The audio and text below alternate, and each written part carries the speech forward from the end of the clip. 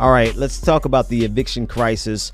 The CDC is reportedly getting ready to initiate a moratorium on all evictions.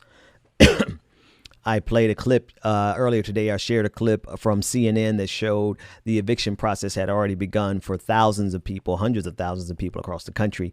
Some 40 million Americans are facing evictions. And like I've been saying for some time, putting people out of their homes and them having to move into homeless shelters during the pandemic is literally going to spread COVID-19. And that's the foundation, the justification that the CDC is giving, saying that this is going to cause a spread of COVID-19, which we've been saying. Here's the dilemma. And the difficult thing about this is that it's not an actual moratorium. It is the people are going to have to pay 5 months of rent. September, October, November, December. Well, 4 months of rent on January 1st. So as soon as the moratorium is over, they didn't cancel the rent. They just held up the rent, and everyone is going to have to pay the rent. Let me ask you something. If they can't pay 1 month of rent in September and they can't get jobs, how the hell does America expect them to pay their rent in January? So literally all we're doing is just kicking this down the football field, delaying the inevitable crisis. And it's giving the government something to say that, oh, well, we did this and we gave you an opportunity. When in reality, the government has given billionaires, corporations, businesses, and Wall Street something to the tune of trillions of dollars in new money, as well as forgivable loans, which means free money. They call them forgivable loans, but the most important part is it's forgivable.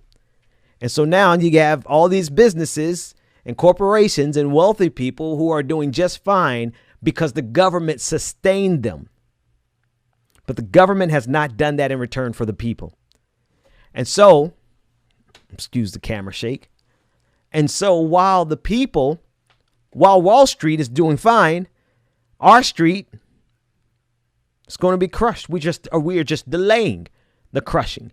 We're just delaying the inevitable. And we're giving the people in power the opportunity to say that they did something, but all they did was delayed our inevitable demise. Now, is it better than nothing? Sure. I'm sure everybody is grateful for an opportunity, but here it comes again. It's coming again in January, and still the government is not doing what needs to be done. And specifically what needs to be done is the government needs to open up the coffers for the people the way it's opened up the coffers for Wall Street and pour money into the people so that the people can pay their damn rent, can consume. They can consume and help stimulate the economy. They could put food on their table so that people don't have to wait in bread lines in the middle of a pandemic. But instead of doing that, they're just delaying the inevitable disaster that is looming and that is coming in January. The sum total of all the stories today is enough to make me want to snap. But I'm just going to keep reporting the news and using my words because words have become my tools in lieu of violence. Rhetorical violence, obviously. But more and more, this country is leaving me speechless. I don't have the words to explain the hypocrisy, the bigotry, the disingenuousness, the gaslighting, the excuses for all of this police brutality and murder, the justification, the reveling in cruelty, because the cruelty is the point. There's not many more words that can be said about this.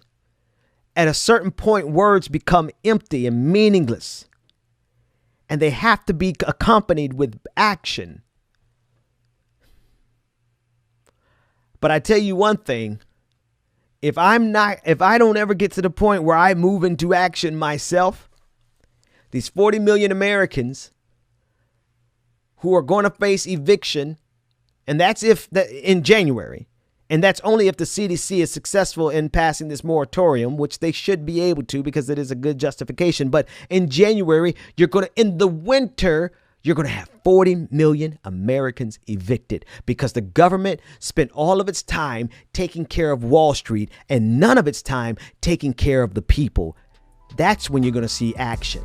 That's when words are going to be meaningless without action.